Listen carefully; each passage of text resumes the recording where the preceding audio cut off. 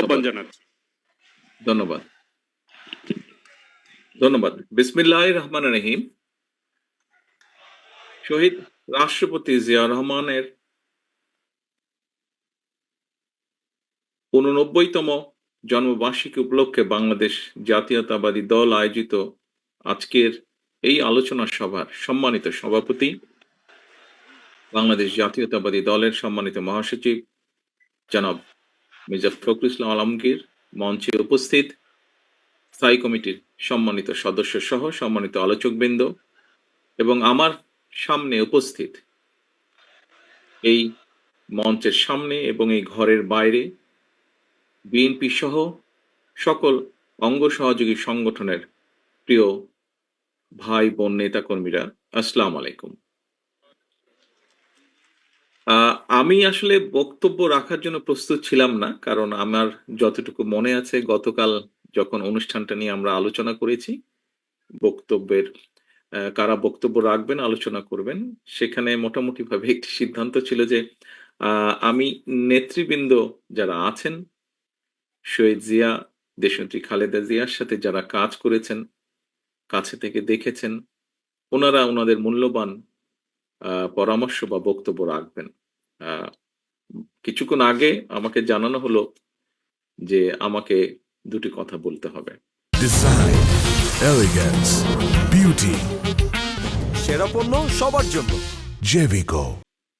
আমি মানসিকভাবে ঠিক প্রস্তুত ছিলাম না। প্রিয় নেতৃবৃন্দ, প্রিয় সহকর্মীবৃন্দ, আমরা আজকে এখানে আলোচনা করেছি শহীদ জিয়া যখন বিভিন্ন সময় আমাদের মুক্তিযুদ্ধ থেকে শুরু করে, মুক্তিযুদ্ধে তার ভূমিকা থেকে শুরু করে যখন দেশ পরিচালনার দায়িত্ব উনি পেয়েছেন, এই পুরো সময়টা আমরা আলোচনা করেছি।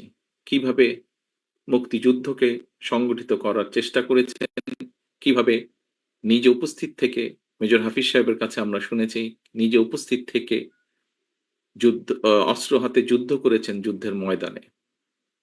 আমরা নেতৃবৃন্দের কাছ থেকে শুনেছি যে কিভাবে পরবর্তীতে যখন দেশ পরিচালনা সুযোগ পেয়েছিলেন, সেই সময় কিভাবে কোদাল হাতে খাল খননের মাধ্যমে, সিম্বলিক ভাবে যদি আমরা বলি, খাল খননের মাধ্যমে দেশকে পুনর্গঠনের চেষ্টা করেছেন। প্রিয় সহকর্মীবৃন্দ, আমি মাঝে মাঝে একটি কথা বলি, এখানে আপনারা যারা আজকে ঘরের সামনে উপস্থিত আছেন, মঞ্চ থেকে শুরু করে ঘরের সামনে, ঘরের বাইরে যারা উপস্থিত আছেন, আপনারা প্রত্যেকেই এক একজন রাজনৈতিক কর্মী। রাজনৈতিক কর্মী হিসাবে আমরা বেশ কয়েকটি ব্যাপারে গর্ব অনুভব করি। আমাদের দলের ক্ষেত্রে আমরা প্রত্যেকটি নেতাকর্মী গর্ব অনুভব করি যখন আমরা আজকে আলোচনা করছিলাম, আলোচকবৃন্দ যখন বলছিলেন শহীদ রাষ্ট্রপতি জিয়া রহমান যখন দেশ পরিচালনা করেছেন, কি কি ক্ষেত্রে দেশ জাতি সফলতা অর্জন করেছিল ওনার নেতৃত্বে, এই কথাগুলো যখন আমরা বলি, বিএনপির একজন কর্মী হিসেবে আমরা প্রত্যেকটি কর্মী গর্ব অনুভব করি। আমরা যখন আলোচনা করি পরবর্তীতে দেশনেত্রী খালেদা জিয়ার সময় দেশ এবং জাতি, যখন দেশ পরিচালনা করেছেন দেশনেত্রী খালেদা জিয়া, দেশ এবং জাতি কি কি অগ্রগতি অর্জন করেছে, আমরা গর্ব অনুভব করি। সহকর্মীবৃন্দ, আপনারা যখন আপনাদের এলাকায় যান, মানুষের সাথে কথা বলেন, বের হন, দলীয় কোনো কর্মসূচি পালন করেন, তখন যখন দেখেন আপনাদের পিছনে শত হাজার মানুষ সমবেত হয়েছে, আপনাদের মিছিলে শত হাজার মানুষ যোগদান করেছে, আপনাদের বুকটা অনেক ভরে যায়। সহকর্মীবৃন্দ, আমরা রাজনীতি করছি, কেন রাজনীতি করছি, কার জন্য করছি? দেশের জন্য করছি, দেশের মানুষের জন্য করছি। একজন রাজনীতিবিদ হিসাবে যেই গর্বের কথাগুলো বললাম, এর পাশাপাশি বোধহয় আরেকটি বিষয় আছে।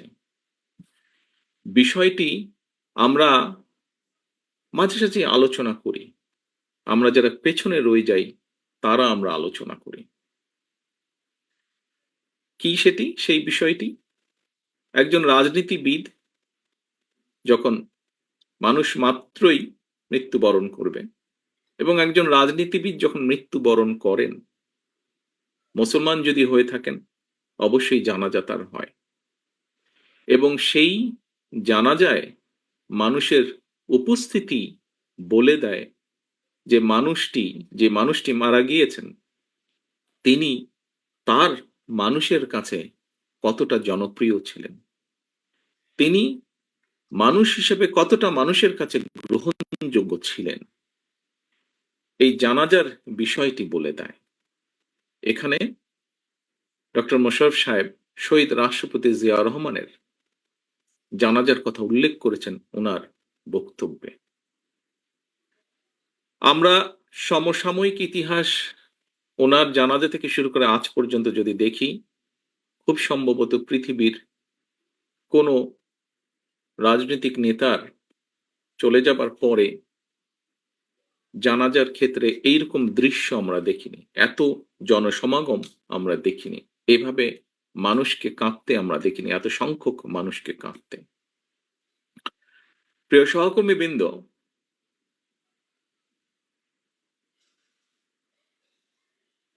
আমার মনে হয় যে আমাদের প্রত্যেকে মানুষ, এখানে যারা আজকে আমরা উপস্থিত আছি, প্রত্যেকে আমাদেরকে একদিন চলে যেতে হবে। স্বাভাবিকভাবেই মৃত্যুর পরে জানাজা, মুসলমান হলে জানাজা, অন্য ধর্ম হলে সেই ধর্ম অনুযায়ী যেই অনুষ্ঠানটি হয় সেই অনুষ্ঠানটি হবে। কার্ডটি কত বড় হবে সেটি আমরা জানবো না, অর্থাৎ যে মানুষটি মারা যাচ্ছে, কিন্তু যারা বেঁচে থাকবে তারা দেখতে পাবে। সহকর্মীবৃন্দ, শহীদ রাষ্ট্রপতি জিয়া রহমানের কর্মী হিসাবে আমাদের প্রত্যেকের বোধহয় নিজের মনের ভেতরে এইরকম একটা ইচ্ছা থাকা উচিত যে শহীদ রাষ্ট্রপতি জিয়া রহমান যেভাবে নিজেকে মানুষের কাছে গ্রহণযোগ্য করেছিলেন, যেভাবে মানুষের স্নেহ ভালোবাসা পেয়েছিলেন, সেই রকম কিছু একটা আমরা একজন রাজনৈতিক কর্মী হিসেবে, তার দলের রাজনৈতিক কর্মী হিসেবে আমরা আমাদের যার যার অবস্থান থেকে তার সর্বোচ্চটা যাতে আমরা পেতে পারি, এরকম একটি দৃঢ় সংকল্প আমি মনে করি বর্তমান প্রেক্ষাপটে নেওয়া উচিত। আমরা শহীদ রাষ্ট্রপতি জিয়া রহমানের সম্মানিত আলোচকবৃন্দ বিভিন্ন বিষয়ে আলোচনা করেছেন। সকল কিছু যদি আমরা পর্যালোচনা করি, তাহলে আমি মনে করি একজন রাজনৈতিক কর্মী হিসাবে, ওনার সন্তান হিসাবে এবং ওনার দলের একজন রাজনৈতিক কর্মী হিসাবে আমার ক্ষেত্রে আমি সেই রকমই চাই। আমার দৃঢ় বিশ্বাস, আমার সামনে উপস্থিত আপনার প্রতিটি মানুষ, আমি যেই কথাগুলো তুলে ধরেছি আপনাদের কাছে, এখন হয়তো একজন মানুষ হিসাবে আপনি কেন চাইবেন না যে আপনি এমন কিছু রেখে যান যা আপনি চলে যাবার পরেও সেটি ক্যারি করবে, অর্থাৎ মানুষের সেই সমর্থন, মানুষের সেই শ্রদ্ধা, মানুষের সেই সম্মান আপনার প্রতি। সহকর্মীবৃন্দ, মেজর হাফিজ সাহেব ওনার বক্তব্যে একটি কথা বলেছেন। উনি দুদিন আগে যখন এলাকায় গিয়েছেন, উনি কিছু মানুষকে দেখেছেন ওনার সামনে, উনি খুব অবাক হয়েছেন। প্রিয় সহকর্মীবৃন্দ, এইরকম মানুষগুলো 5 তারিখের পর থেকে আস্তে আস্তে ভিড় করা শুরু করেছে। এরকম এখানে আরেকজন বক্তা বলেছেন যে এই ঘরে যারা উপস্থিত আছেন, খুব সম্ভব মঈন খান সাহেব বলেছেন ওনার বক্তব্যে, যে এই ঘরে যারা আপনারা উপস্থিত আছেন, আমাদের দেশনেত্রী থেকে শুরু করে আমাদের গ্রামের প্রতি শেষ কর্মীটি পর্যন্ত, প্রত্যেকটি মানুষ বিগত 15 বছরে, 16 বছরে, আমরা 111 থেকে ধরলে আরো লম্বা সময়, আরো 2 বছর সময়, কিভাবে আপনারা অত্যাচারিত হয়েছেন, নির্যাতিত হয়েছেন। বাংলাদেশের পত্র পত্রিকাগুলো, যেই পত্র পত্রিকাগুলো সহজে আমরা বলতাম, কথার ছলে আমরা বলতাম বিএনপির ভালো নিউজ করে না, সেই পত্র পত্রিকাগুলো লিখেছে তারা যে কিভাবে আমাদের নেতাকর্মীরা হাতকড়া পরা অবস্থায় জেলের ভিতরে মারা গিয়েছে, কিভাবে আমাদের নেতাকর্মীরা হাতকড়া পরা অবস্থায় হাসপাতালের বারান্দায় শুয়ে আছে। প্রিয় সহকর্মীবৃন্দ, এই ঘটনাগুলো, এই দৃশ্যগুলো নিশ্চয়ই আপনারা ভুলে যাননি। আপনারা যদি ভুলে না গিয়ে থাকেন, প্রিয় সহকর্মীবৃন্দ, তাহলে আপনাদের প্রত্যেকের মনে আজকে একটি প্রশ্ন বা জিজ্ঞাসা আসা উচিত যে কেন আমরা ওই যে হাফিজ সাহেবের যাদেরকে দেখেছেন, কেন এই মানুষগুলোকে আমরা আমাদের আশেপাশে ভিড় করতে দেব? কারণ শহীদ রাষ্ট্রপতি জিয়া রহমানের প্রতি এখনো যে মানুষের ভালোবাসা, শ্রদ্ধা আছে, সেটিকে ধরে রাখার দায়িত্ব আমাদের। ওনার যেই পরিকল্পনা, যেই আশা, যেই আকাঙ্ক্ষা নিয়ে আমরা আলোচনা করেছি, ওনার যেই সফলতাগুলো নিয়ে আমরা আলোচনা করেছি, যা দেশ এবং দেশের মানুষকে উপকৃত করেছে, সেগুলোকে যদি আমাদের কন্টিনিউ করতে হয়, তাহলে অবশ্যই আমাদেরকে যেমন সতর্ক হতে হবে, আমাদের প্রত্যেকটি নেতাকর্মীদেরকে যেরকম সতর্ক হতে হবে, সচেতন হতে হবে, একসাথে একইভাবে যেটি মহাসচিব সাহেব ওনার বক্তব্যে বলেছেন যে মানুষের পাশে গিয়ে দাঁড়াতে হবে। দেখুন, শহীদ রাষ্ট্রপতি জিয়া রহমানের যতগুলো কম বেশি ভিডিও আছে, তখন তো আর ভিডিও ক্যামেরা ছিল না, প্রজেক্টর ছিল, অনেক নষ্ট হয়ে গেছে।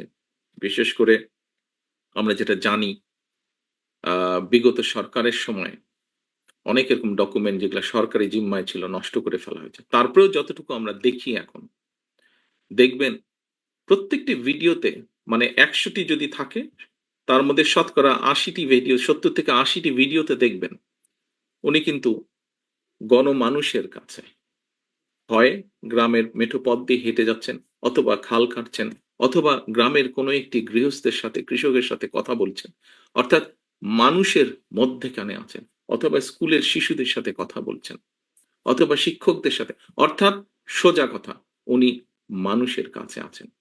তো আমরা তো ওনারই নেতা কর্মী, আমরা তো ওনারই ফলোয়ার, তাহলে কেন আমরা এই কাজটি করতে পারবো না?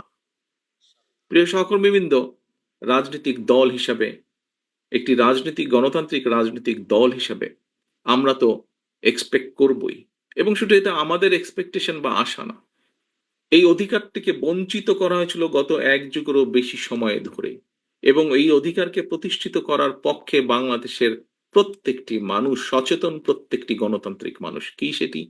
সেটি ভোটের অধিকার, ভোটকে প্রতিষ্ঠিত করা। আমি বিগত ১ যুগেরও বেশি সময় ধরে বাধ্য হয়ে প্রবাসে থাকতে হচ্ছে আমাকে। আমি এমন একটি দেশে আছি যেখানে গত ৪০০ বছর ধরে গণতন্ত্র প্র্যাকটিস হচ্ছে। আমরা গণতান্ত্রিক দেশ, উন্নত দেশ, মানুষের গণতান্ত্রিক অধিকারের দেশ বললে প্রথমেই ব্রিটেনের কথা চোখের সামনে ভেসে ওঠে। প্রিয় সহকর্মীবৃন্দ, এই দেশে যেকোনো সরকারি ব্যবস্থা, যেকোনো রাষ্ট্রীয় ব্যবস্থা, যেকোনো ব্যবস্থা কেন মানুষের পক্ষে, তার একটি মূল কারণ হচ্ছে এই দেশের মানুষের ভোটের অধিকার প্রতিষ্ঠিত রেখেছে তারা। যে কোনো ভাবেই হোক সেটিকে প্রতিষ্ঠিত রেখেছে। অর্থাৎ মানুষকে কথা বলতে দিতে হবে, মানুষকে তার ভোট দিতে দিতে হবে। এর বাইরে কোনো কথা নাই। এবং তার জন্য একটি জবাবদিহিতা তৈরি হয়েছে, আস্তে আস্তে জবাবদিহিতা তৈরি হয়েছে। সেই জবাবদিহিতা প্রত্যেকটি ক্ষেত্রে, রাষ্ট্র এবং সরকারের প্রতিটি ক্ষেত্রে এই জবাবদিহিতা তৈরি করতে পেরেছে তারা, এবং সেজন্যই এখানে মানুষ নিরাপদ থাকে, এখানে মানুষ রাষ্ট্রকে, সরকারকে ভয় পায় না, বরং সরকার মানুষকে ভয় পায়, এবং সেই জন্য সরকার প্রতিনিয়ত সচেতন থাকে কিভাবে দেশের মানুষকে ভালো রাখা সম্ভব হয়। কাজেই আমরা মনে করি, আমি দৃঢ়ভাবে বিশ্বাস করি, যে কোনো মূল্যে, গতকাল জিয়া রহমান ফাউন্ডেশনের অনুষ্ঠানে একজন একজন তরুণের প্রশ্নের জবাবে আমি একটি উত্তর দিয়েছিলাম। প্রশ্নটি করেছিল আরেকজনকে, বাট উনি বলার পরে আমি অ্যাড করেছিলাম আমার মনের কথাটি। সেটি হচ্ছে, বাংলাদেশে আমরা অনেকগুলো রাজনৈতিক দল আছি, বিভিন্ন রাজনৈতিক দলের বিভিন্ন মতবাদ আছে, বিভিন্ন আদর্শ আছে, থাকতে পারে, থাকাটাই স্বাভাবিক, থাকাটাও উচিত। তবে একটি ব্যাপারে আমাদের সকলকে একটা জায়গায় মনে হয় আসা উচিত, অর্থাৎ যে কোনো মূল্যে আমি আমার আদর্শের কথা বলবো, আরেকজনের আদর্শের কথা বলবে, আমি সুযোগ পেলে আমার আদর্শ বাস্তবায়ন করব, জনগণ যদি আমাকে সুযোগ দেয়। অন্য কেউ সুযোগ পেলে তাকে যদি জনগণ সুযোগ দেয়, সে তার আদর্শ বাস্তবায়ন করবে, যা তার জনগণের সামনে উপস্থাপন করবে। বাট একটি ক্ষেত্রে যে কোনো মূল্যে এক জায়গায় আমাদেরকে থাকতে হবে, সেটি হচ্ছে নির্দিষ্ট সময় পরে পরে দেশের নিয়ম, আইন, কানুনের, সংবিধান যে সময়টি বেঁধে দিবে, সেই সময় পরে পরে অবশ্যই রাষ্ট্রের বা সরকারের প্রতিটি পর্যায়ে যেখানে নির্ধারিত হবে সেখানে ভোট হতে হবে। সেটি জাতীয় সংসদ হোক, সেটি পৌরসভা হোক, ইউনিয়ন পরিষদ হোক, যেটিই হোক না কেন। অর্থাৎ জবাবদিহিতা, ভোটই একমাত্র, ভোটের অধিকার একমাত্র জবাবদিহিতা তৈরি করতে পারে। জবাবদিহিতা যদি রাষ্ট্রে, সমাজে, সকল জায়গায় যদি আমরা জবাবদিহিতা তৈরি করতে পারি, তাহলেই ধীরে ধীরে আমরা এগোতে সক্ষম হব। ধীরে ধীরে সরকার যদি জনগণকে জবাবদিহিতা করতে বাধ্য থাকে প্রতি কাজের জন্য, তাহলেই একমাত্র আস্তে আস্তে জনগণের দুঃখ দুর্দশা লাঘব করা সম্ভব হবে। জনগণের কথা, জনগণের ইচ্ছা, জনগণের আকাঙ্ক্ষা প্রতিফলিত হবে সরকারের কাজের মাধ্যমে। প্রিয় সহকর্মীবৃন্দ, আমি একটি কথা বলতে চাই আমার বক্তব্যের মধ্যে।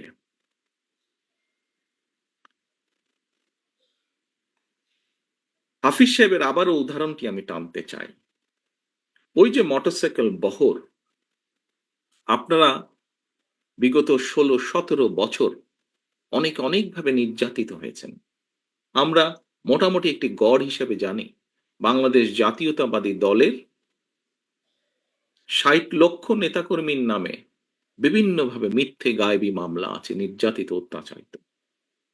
শুধুমাত্র জুলাই আগস্ট মাসে যে আন্দোলন, জনগণের যে আন্দোলন, সেখানে বাংলাদেশ জাতীয়তাবাদী দলেরই প্রায় 500-র মতন নেতাকর্মী শহীদ হয়েছেন। বহু হাজার, শত হাজারের মতন নেতাকর্মী বিভিন্নভাবে জখম হয়েছেন। আমরা কি এতগুলো বাংলাদেশ জাতীয়তাবাদী দলের নেতাকর্মীরা যারা অত্যাচার নির্যাতন সহ্য করেছে, এই যে 60 লক্ষ মানুষ বা তারও বেশি সংখ্যক মানুষ, আমরা কি ওই মোটরসাইকেল বহরের যারা, তাদেরকে সুবিধা দেওয়ার জন্য এই অত্যাচার নির্যাতন সহ্য করেছি?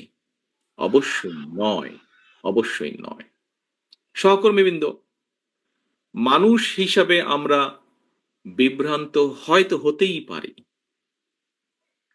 কিন্তু যে পরিস্থিতির ভিতর দিয়ে আজকে এই মুহূর্তে আমরা যেখানে এসে দাঁড়িয়েছি, সহকর্মীবৃন্দ, আমি বিনীত হাতে আপনাদের কাছে করজোড়ে অনুরোধ করব, এই ঘর বা এই ঘরের বাইরে নয়, সমগ্র বাংলাদেশে শহীদ রাষ্ট্রপতি জিয়াউর রহমান এবং দেশনেত্রী বেগম খালেদা জিয়ার যত সৈনিক, যত কর্মী আছেন, আপনাদের কাছে বিনীতভাবে অনুরোধ করব, দয়া করে আপনারা ওই মোটরসাইকেল আলাদেরকে ভিড় করতে দেবেন না। দয়া করে আপনারা নিজেদের প্রত্যেককে, দয়া করে আপনারা শহীদ রাষ্ট্রপতি জিয়া রহমানের জানাজার চিত্রটা মনে করবেন এবং দয়া করে আপনারা বিভ্রান্ত হয়ে কোনো কাজ, বিভ্রান্তিকর কোনো কাজ করা থেকে বিরত থাকেন। সহকর্মীবৃন্দ, কথা প্রসঙ্গে সবাই বলে যে একটি নিরপেক্ষ নির্বাচন হলে, বিভিন্ন আলোচক বৃন্দ বলেন যারা বিএনপি করেন না, আপনারা বিভিন্ন টক শো দেখেন, আমিও দেখি, বরং হয়তো চেষ্টা করি একটু বেশি দেখতে, যেহেতু দেশ থেকে দূরে আছে। অনেকেই বলেন যে একটি দেশে স্বাভাবিক, সুষ্ঠু, নিরপেক্ষ নির্বাচন হলে বাংলাদেশ জাতীয়তাবাদী দলের সর্বোচ্চ সম্ভাবনা আছে সরকার গঠন করার। সহকর্মীবৃন্দ, আমি আপনাদের কাছে একটি প্রশ্ন রাখতে চাই। সেই মোটরসাইকেল আলাদের তাদের নিজ স্বার্থ উদ্ধারের জন্য বা আমাদের কিছু নেতাকর্মী বিভ্রান্ত হয়ে যদি এমন পরিস্থিতির উদ্ভব হয় যেখানে অন্য কেউ সরকার গঠন করলো, তাহলে কি আপনি মনে করেন আপনি খুব ভালো থাকতে পারবেন? আপনি বলতে আমি বাংলাদেশে যদি 1 কোটি বিএনপির নেতাকর্মী থাকে, সবকিছু মিলিয়ে আমি এই 1 কোটি মানুষকেই বলছি, আপনারা কি ভালো থাকতে পারবেন? কারা চলে আসবে, কি চলে আসবে আমরা জানি না। তবে আর যাই হোক, সেটা আপনাদের কারো জন্য ভালো হবে না, আমাদের কারো জন্য ভালো হবে না। প্রিয় সহকর্মীবৃন্দ, কোনো কারণে যদি অন্য কেউ সরকার গঠন করে, একজন রাজনৈতিক কর্মী হিসেবে আপনার এতটুকু চিন্তা, এতটুকু সেন্স থাকতে হবে, অন্য কেউ যদি সরকার গঠন করে, বাংলাদেশের রাজনৈতিক প্রেক্ষাপটেই হোক, আন্তর্জাতিক রাজনৈতিক প্রেক্ষাপটের ক্ষেত্রেই হোক, সেটা কি দেশ এবং জাতির জন্য খুব ভালো হবে? আমি দৃঢ়ভাবে বিশ্বাস করতে চাই যে আপনারা পরবর্তী যে সেকেন্ড নাটা বললেন, আপনারা বুঝে শুনেই নাটা বলেছেন। প্রিয় সহকর্মীবৃন্দ, আপনারা যদি বুঝে শুনে নাটা বলে থাকেন, তাহলে আপনারা সঠিক বলেছেন। এবং তাই যদি হয়ে থাকে, দুটো প্রশ্ন করেছি আপনাদের, দুটোতেই আপনারা না বলেছেন। প্রিয় সহকর্মীবৃন্দ, এই নাটি যদি আপনারা বুঝে শুনে এবং সত্যিকার ভাবে না বলে থাকেন, এখনো আমাদের হাতে সময় আছে মানুষের পাশে গিয়ে দাঁড়ানো। এখনো আমাদের সময় আছে, এখনো আমাদের কাছে সময় আছে মানুষ যেভাবে চায় সেভাবে চলার জন্য। দিন শেষে কিন্তু রাজনৈতিক দল হিসাবে, রাজনৈতিক কর্মী হিসেবে যাই হোক, দিন শেষে কিন্তু আপনাকে ওই লোকটার কাছে, ওই মানুষটার কাছে, ওই ভোটারটার কাছে আপনাকে যেতে হবে। এটা তো বোঝেন নাকি? এটা তো বোঝেন। আমরা দুদিন আগে দুদিন আগে আমি একজন ব্যক্তির টক শো দেখছিলাম। উনি কথা প্রসঙ্গে বলছিলেন, সেই আলোচক কথা প্রসঙ্গে বলছিলেন যে উনি এখনো ঠিক বুঝে উঠতে পারছেন না, যেই স্বৈরাচার পালিয়ে গিয়েছে তারা আবার মাথাচাড়া দেওয়ার চেষ্টা করছে। চেষ্টা ঠিক আছে, করতেই পারে তারা, কিন্তু তারা যদি ভোটের মাঠে নামে, কি নিয়ে তারা মানুষের সামনে হাজির হবে? পেছনের গুলা বাদই দিলাম, উনি বলছেন যে পেছনের গুলো না হয় বাদই দিলাম, এই অগাস্ট জুলাই জুলাই অগাস্ট মাসে যে হত্যাকাণ্ড ঘটেছে, প্রায় 1.5 থেকে 2,000 মানুষকে যে হত্যা করেছে, প্রায় 30,000-এর মতন মানুষকে যে তারা জখম করেছে, ইউনিসেফের বক্তব্য অনুযায়ী 64টা শিশুকে তারা হত্যা করেছে, এর জবাব তারা মানুষের সামনে কি দিবে? এই জবাবগুলো তো তাদেরকে দিতেই হবে। প্রিয় সহকর্মীবৃন্দ, আমরা যদি সেই দিনটি আসা পর্যন্ত আমাদের ভিতরে যদি কেউ কিছু করে, জবাব তো আপনাকে দিতে হবে। যখন আপনি দুদিন পরে ভোটের জন্য মানুষের কাছে যাবেন, আপনাকে জবাব দিতে হবে না? সে বলে, সে যদি বলে যে এই মিয়া, তোমার ওই লোক এসে আমার সাথে এই ব্যবহার করেছে বা আমার প্রতি এই অন্যায় অবিচার করেছে, তোমার দলের লোক এসে, আপনি কি জবাব, আপনি কি যদি তখন যদি শুধু জবাব দেন, ভাই ওকে তো চিনি না, ও দলের কেউ না, তাতে কি হয়ে যাবে? তাতে তো হবে না। প্রিয় সহকর্মীবৃন্দ, আমাদের সামনে উদাহরণ আছে, একদম কটকটা, একদম পরিষ্কার উদাহরণ আছে। জনগণ যখন ক্ষিপ্ত হয়, জনগণ কিভাবে স্বৈরাচারকে খেদিয়ে দেশ থেকে পালিয়ে যেতে বাধ্য করে। সহকর্মীবৃন্দ, মাত্র কদিন আগে, এখনো চোখের সামনে জল করছে সেই উদাহরণ। জনগণ যদি ক্ষিপ্ত হয়, যতই মনে মনে তৃপ্তি বোধ করেন বিএনপি সবচেয়ে বড় দল, আমি জানি হয়তো আমার এই কথাটার কিছু কিছু রিয়াকশন হলেও হতে পারে, বিভিন্ন জন বিভিন্ন ভাবে টুইস্ট করতে পারেন। দলীয় প্রোগ্রাম বলছি, তারপরে এটাতে দলীয় থাকবে না, এখানে সাংবাদিক ভাইয়েরা আছেন, ইন্টারনেটে কানেক্টেড, এটা বেরিয়ে যাবে। বিষয়টি হচ্ছে যে জল করছে সেই উদাহরণ। কাজেই দিন শেষে কিন্তু সেই জনগণ, দিন শেষে সেই জনগণ, আমরা সকলে সেই জনগণের সমর্থন পাওয়ার চেষ্টা করছি। কাজেই সমর্থন যদি পেতেই হয়, কেন আমরা সত্যিকার ভালোভাবে সেই সমর্থন নেওয়ার চেষ্টা করব না? কেন আপনি কেন আপনি অন্যায়ের বিরুদ্ধে চোখ বন্ধ করে রাখবেন? প্রিয় সহকর্মীবৃন্দ, দিন শেষে সেই জনগণের কাছেই যেতে হবে। জনগণ যদি মুখটা ফিরিয়ে নেয়, আপনার আমার কিন্তু কোনো স্থান নেই। যত বড় যাই হই না কেন, আমরা নিজেরা যত বড় যাই মনে করি না কেন, জনগণ যদি মুখ ফিরিয়ে নেয়, এবং নাম বলবো না, কিছু কিছু রাজনৈতিক শক্তি, যেই হোক না, যত ছোট বড়ই হোক না কেন, তারা বিভিন্নভাবে আমাদের বিপক্ষে, ওই মোটরসাইকেল আলাদের কিছু কাজ কামের কারণে তার সাথে আমাদের নেতাকর্মীদেরকে যুক্ত করে কিছু কিছু কথা বলার চেষ্টা করছে।